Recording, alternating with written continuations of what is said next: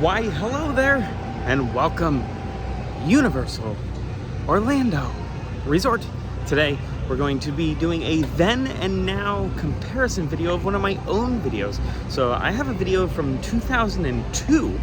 I guess it could be considered like my first vlog. It was before vlogging was really a thing.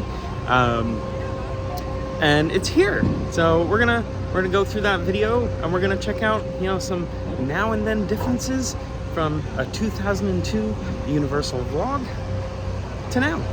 If you want, check out that whole video. It's definitely much lower quality. It was filmed on a Sony Handycam with 8mm tape, like actually filmed. It was truly filmed, which is pretty cool. But here we are, Universal. This is actually, I think, where it starts. I gotta pull the video up, but I think it starts right out here by the archway. My own video, and I was already incorrect with the first statement. It did not start at the arches. It started right here at the NBC Grill Brew. It's a sports grill brew, sports bar. But this used to be the NASCAR Cafe, and right out front here they had a display vehicle of Jeff Gordon and Dale Earnhardt Jr. sitting right out front of the NASCAR Cafe. And then we strolled across and they had some more vehicles sitting right over here, facing this way. You can see the Hard Rock very, very quickly in the background. And then it comes over to the Universal Arches, which makes sense because it would have been filmed in chronological order, being that it was on a tape. And then we see the Universal Globe and the Universal Archway, which that globe is not spinning again. It hasn't been spinning the last couple visits here. I don't know what's going on with that. But, yes, also, I forgot to say let's go. So, let's go! After going through the park gates, we have the very next clip, which is my uncle, Ruben, and cousin Haley, sitting right here on the sidewalk in front of the Now Today Cafe. That has undergone a remodel, but Shrek was doing a meet and greet right here, right on the sidewalk. Just hanging out right there. As we walk a little further into the park, you make a hard right after the Minion Mayhem Villain Con. There's minions everywhere around here. We got some characters from Despicable Me, but this area right here would have been known as Stage 54, and they had a setup of a bunch of movie cars right here. I've always loved movie cars. I love movies. I've always loved movie cars. They had the Charger from the Fast and the Furious. They had a Jurassic Park 3 vehicle, the Mini from the Bourne Identity. The Jetta from the Fast and Furious was here as well. They had a few Fast and Furious cars. That would have been sitting somewhere in this area right here. This can be kind of seen in the background with the Charger. I was obsessed with that Jetta. Now we have it's been minionified, and then also a Transformers meet and greet over in this area where Optimus Prime is currently residing. Also, you can meet Megatron here as well. But this little area, Stage 54, movie cars.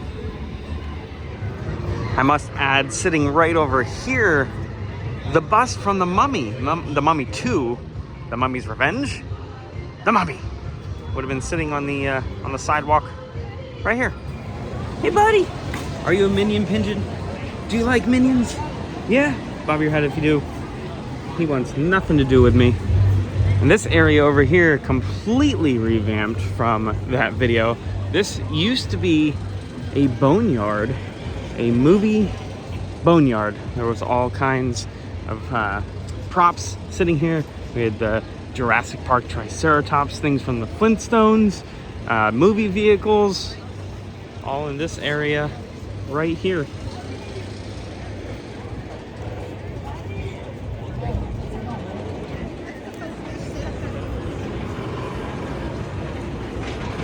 And as we proceed deeper into the park, you can see Race Through New York, starring Jimmy Fallon. This used to be a Twister attraction. Before that, it was Ghostbusters.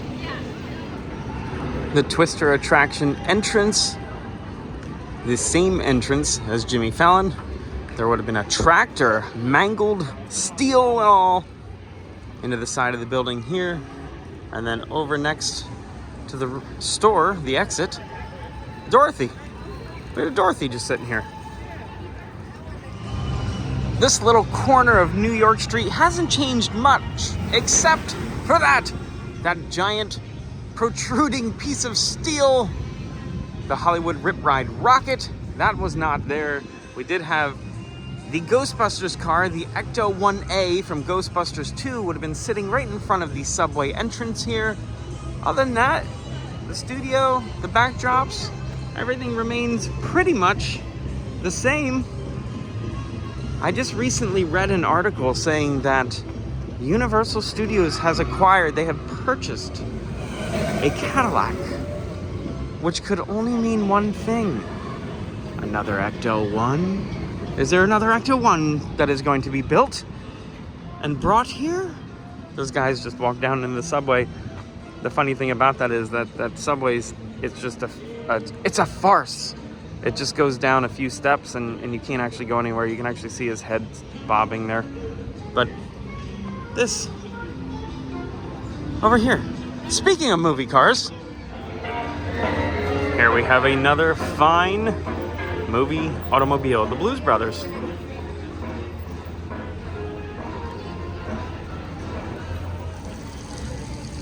That Bluesmobile was not the vehicle I was foreshadowing to or referencing. I was speaking of the Fast and Furious. Well, Fast and Furious Supercharged. Now, this location not featured in my video, but we have a Fast and Furious car over here. Now it makes you wonder, is that the same Charger? Looks different. I don't think it's the same one. Either that or they've essentially redone quite a bit. It doesn't look the same. I think this is a newer one. Darn. Our next stop, this is the exit of Fast and Furious. So this was a ride called Earthquake. It was later changed to the name Disaster. It was originally based off of the Charlton Heston Earthquake movie, keeping with the ride, the movie's theme. A young me can be heard saying, "Behind the scenes where you're not supposed to be," when in fact, I was just in a closed off queue area. It's not like I wasn't supposed to be there. It was just the queue for Earthquake or Disaster. I think it was Earthquake in that time. I'm not sure if it was renamed to Disaster yet. But yeah, so I was just walking through the queue there and looking at some movie props. And that was back in this area right here. Next is an area that I am upset I did not record more of because it is completely different. We shift this way.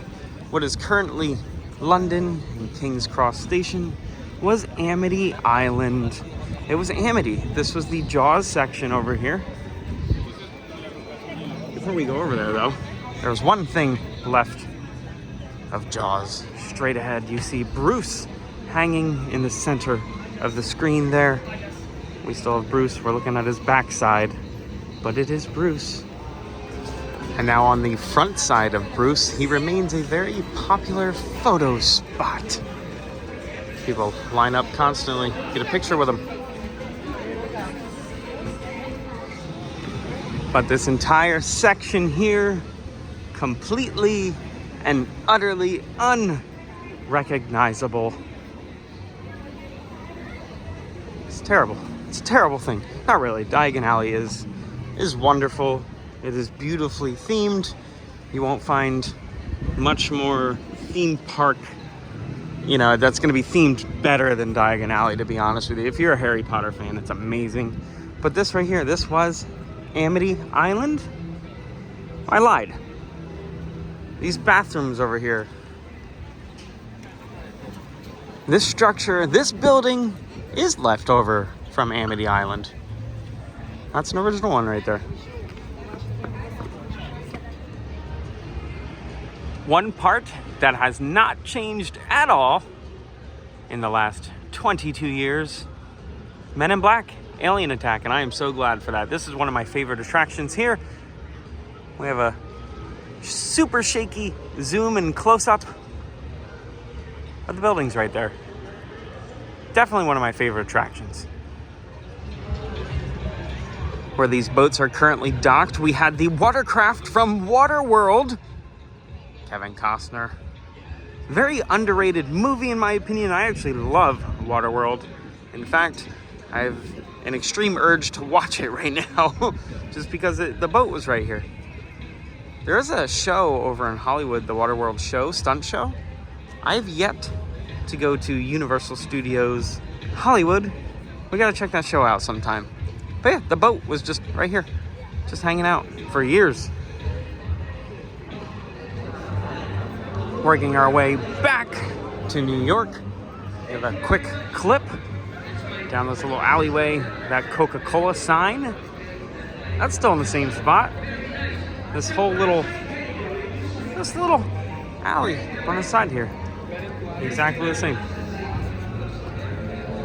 A little bit steadier though with an iPhone.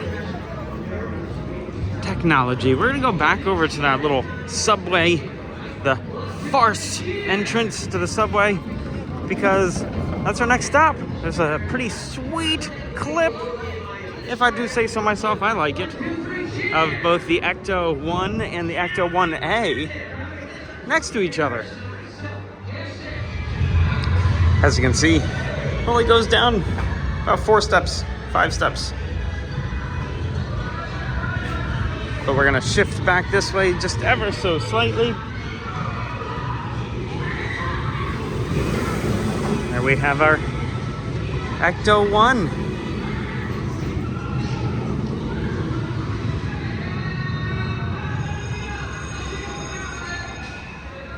And our final stop of the video brings us to a Lucy tribute, a tribute to Lucille Ball. Closed down in August of 2015 to make way for just retail space. So all you're gonna find inside now is merchandise, merchandise, merchandise. But that's gonna do it. Right there, a Lucy tribute. Well, used to be. So a lot has changed in the last 22 years. A lot has not changed in the last 22 years. You get best of both worlds. Lots changed, lots of not changed. But yeah, that's gonna do it. That's it for this video. If you enjoyed it, like it, subscribe to the channel. We do lots of filming locations, travel videos, and random things from time to time. And until next time, be good, have fun, and learn something.